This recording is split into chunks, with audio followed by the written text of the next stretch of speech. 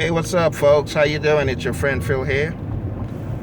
I thought I'd have a little conversation to maximize some time and talk about the PMP exam based on the 6th edition.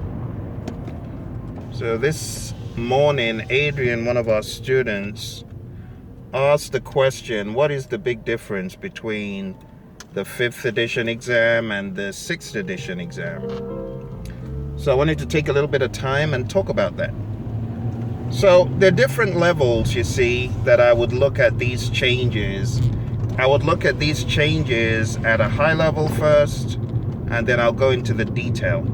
So let's talk about the different layers of changes. High level, let's talk about the process groups and the knowledge areas, and then get a little bit into the medium level, talk about the processes, and then we'll talk about the ITTOs, okay?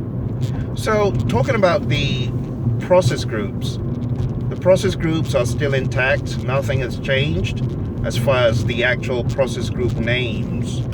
Now, when it comes to the knowledge area names, slight changes in time management, now called schedule management, and human resource management is now called resource management. Now, getting into the process level, across integration, there has been one process added, which is known as managed project knowledge. Now, this is a very important process. I expect new questions to be developed for the PMP exam based on the managed project knowledge process, okay? Because the lessons learned register is a very important output of this process. Now, never before in any previous edition of the PMBOK guide was the lessons learned register an output. We had organizational process assets, and of course, implicitly, lessons learned were in there. But this is a little bit different. This is really focusing on a register dedicated to lessons learned. And in addition to the output, of course, there are a number of new ITTOs associated with managed project knowledge. See? So managed project knowledge is a new process in integration. In scope management, there are no new processes. There's a little bit of a change in the defined scope process in that the project scope statement is no longer the final port of call for constraints and assumptions. That is now put into something called an assumption log. The assumption log is a new output of developed project charter, you see. And many of the other processes throughout the PMBOK guide have tiny little changes here and there. You know, these are just a few, of the tiny little changes that at the end of the day amount to something big, you see. So if you hadn't read the 6th edition, you wouldn't have caught assumption log now being where assumptions and constraints live. You see, this becomes rather important as you go through the guide. Also in integration, just to go a step back, in direct and managed project work, one of the outputs from that is now the issue log. Before, the issue log was somewhere else. Now we have the issue log as an output of direct and managed project work. You see, so it all adds up. And this is why anyone who really means business with the exam needs to read the 6th edition, with as much vigor as they did the 5th, Anyway, scope management, there's no new process there. Schedule management, there's a process taken out of there, and this is important because you could get questions on this, and if you don't know that the process has been taken out, you could run into trouble. But anyway, the process I'm talking about is called estimate activity resources. Estimate activity resources has been taken out of schedule management, formerly time management, and it has been taken to the resource management knowledge area as process 2. you see. So these changes, they all add up, and across the board, there are tiny little things like this that amount to a lot. Anyway, so that's that for schedule management. Topics like the critical chain, which was an ITTO in time management, now schedule management, it's been taken out. So you don't have the critical chain in there anymore, you see. Going to cost management, all 4 processes, exactly the same thing. Some of the ITTOs have some minor, terminology changes. So activity cost estimates of back in those days is now called cost estimates.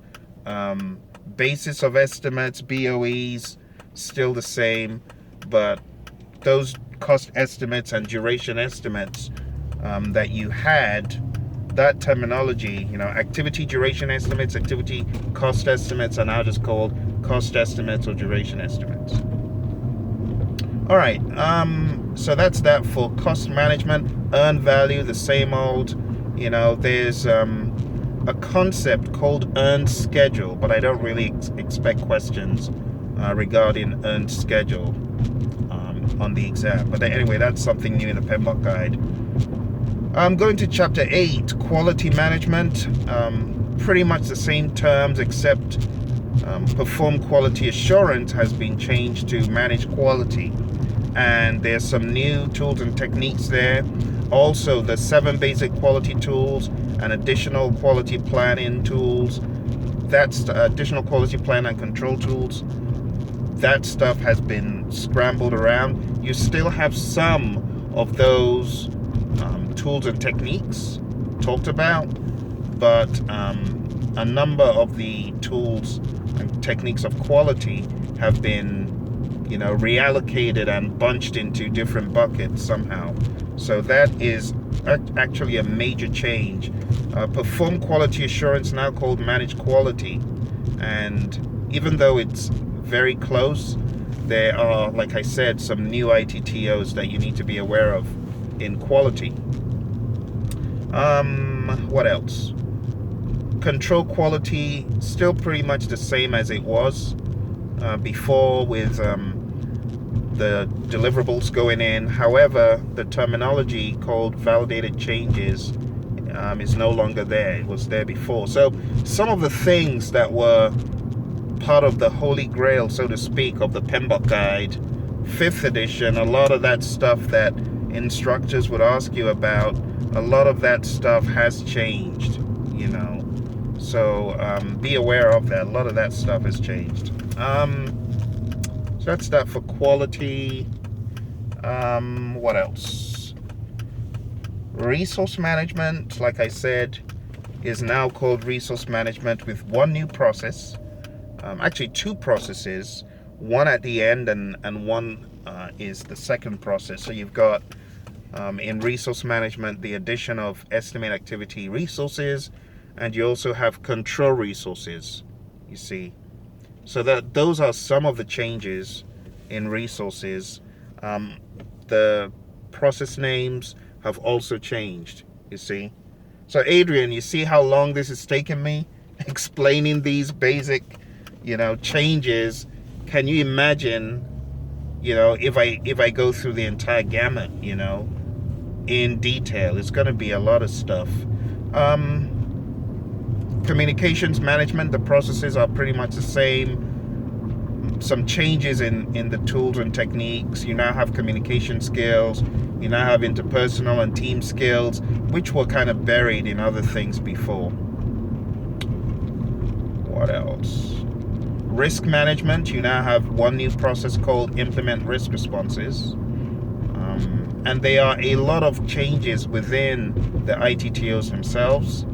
Procurement management, closed procurement has been taken away.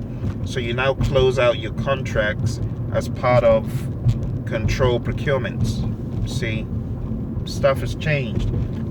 Stakeholder management, you now have planned stakeholder engagement instead of planned stakeholder management, and you now have monitor stakeholder engagement. So that's even something else to talk about. the processes that were once called control, a few of them are now called monitor. So you got monitor risks instead of control risks. You have monitor communications instead of control communications. You have monitor stakeholder engagement instead of control stakeholder engagement. So yeah, there's a lot of stuff that has changed, you know. At a high level, for practitioners, people who are already certified, these things are not that big a deal. But when you begin to take the PMP exam and, you know, the questions are more specific to these ITTOs, you need to be careful. Anyway, that's it. You can also check out my 5-minute breakdown of what has changed in the PMBOK guide. Going into the tools and techniques, this could take a while, and I don't think I should dive into it because it's going to take a while. My suggestion to you would be to open up the PMBOK guide 6th edition and go to page 686 and look for how these tools and techniques have been grouped. You know, because before we had a laundry list of tools and techniques. Now the PMI have grouped these tools and techniques. We also have some that are ungrouped, but there's largely a lot of grouped tools and techniques. Data analysis, data representation, so on and so forth. You need to be well aware of the groupings of these because the way the tools and techniques are applied to processes has largely changed. It has really changed, and a lot of the books that were published for the 5th edition, there's no way those books can be properly used for the 6th edition based on especially the ITTOs. The processes, like I said, there's still a number of processes that are very similar, that are intact, but when you begin to get into the tools and techniques, it gets more convoluted. So, you know, that's my 2 cents, you know. If you really want to, you know, amp it up and kill this thing, Adrienne, I would advise that you come back on the learning management system with Praizion.